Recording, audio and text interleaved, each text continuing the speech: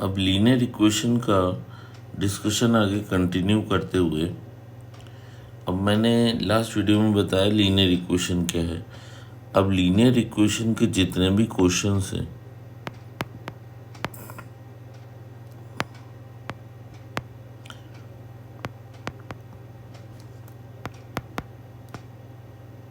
उसको मैंने दो पार्ट्स में या दो कैटेगरी में डिवाइड किया। ऐसा डिवीजन मैंने इसलिए किया ताकि हम अप्रोच को अलग अलग कर सकें।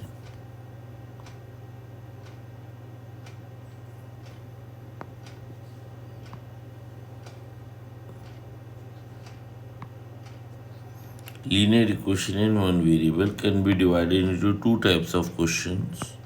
First one is equations having no denominators.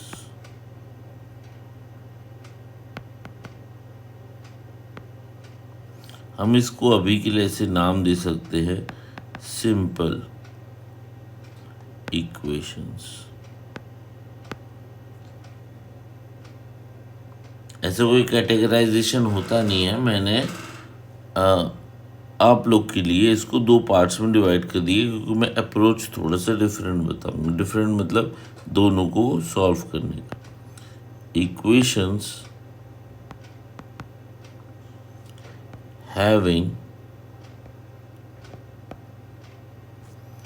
Denominator, किसी एक भी टर्म का डिनोमिनेटर हो तो ये वाला मेथड हम यूज कर सकते हैं। ठीक है,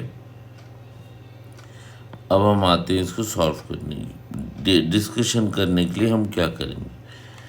इसके जब इक्वेशंस हैविंग दो डिनोमिनेटर होगा तो सबसे पहले आप देखोगे कि क्या इसमें ब्रैकेट है। पहला स्टेप होगा ब्रैकेट ओपन करना। ठीक है, ब्रैकेट ओपन कर देंगे इसमें। यदि ब्रैकेट ओपन नहीं करोगे तो ये वाला स्टेप स्किप कर दोगे। सेकेंड, इसमें हमें वेरिएबल्स को एंड कॉन्स्टेंट्स को सेपरेट करना होता है।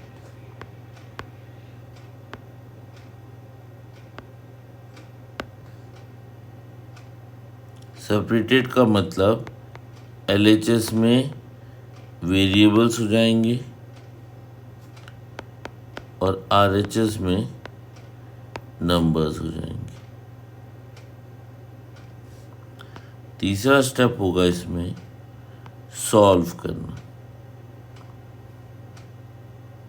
मतलब वेरिएबल्स को आपस में सॉल्व करेंगे और नंबर्स को आपस में सॉल्व करेंगे। फिर चौथा और लास्ट होता है क्रॉस मल्टीप्लिकेशन।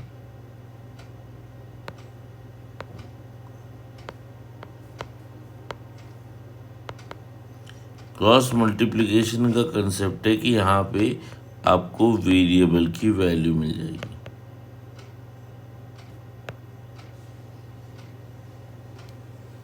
अभी जो 4 स्टेप्स है इसको ध्यान रखना है।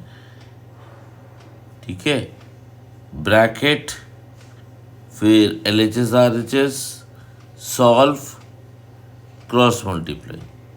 फिर से अपने दिमाग में ये सारे के सारे स्टेप्स रखना है।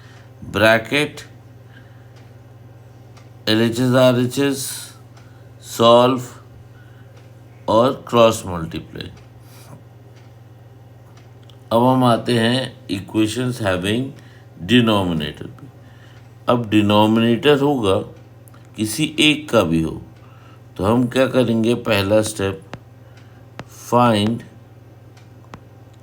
LCM of all the denominators.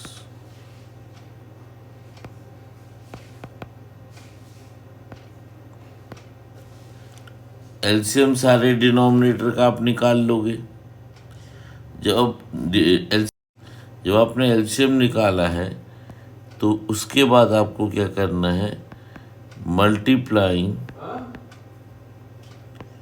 Both sides both sides of equation by the LCM। हर एक टर्म को आपको मल्टीप्लाई करना है इस LCM से। अब जैसा ही ये प्रोसेस करते हो आप, तो क्या होगा कि जिन जिन के पास डिनोमिनेटर्स हैं वो LCM के साथ कैंसिल आउट हो जाएंगे। कैंसिल आउट हो जाएंगे तो अब आपके पास जो इक्वेशन होगा वो बन जाएगा इस फॉर्म का। सिंपल इक्वेशन बन जाएगा जहाँ पे डिनोमिनेटर है ही नहीं। जब आपका ये इक्वेशन बन गया, फिर आप यही सारा 1 2 3 4 जो सिंपल इक्वेशन को सॉल्व करने के लिए है स्टेप्स, वो यूज़ करोगे। मतलब ब्रैकेट होगा तो ओपन करोगे, ऑब्वियसली होगा। यहाँ पे वेरिएबल और कांस्टेंट को सेपरेट करोगे LHS RHS में, फिर उसको सॉल्व करोगे, फिर आप क्रॉस मल्टीप्लाई करोगे तो आंसर मिल जाएगा। ठीक है, अब आई होप कि ये आपको समझ में आ गया हो। चाहो तो इसको नोट डाउन कर लो।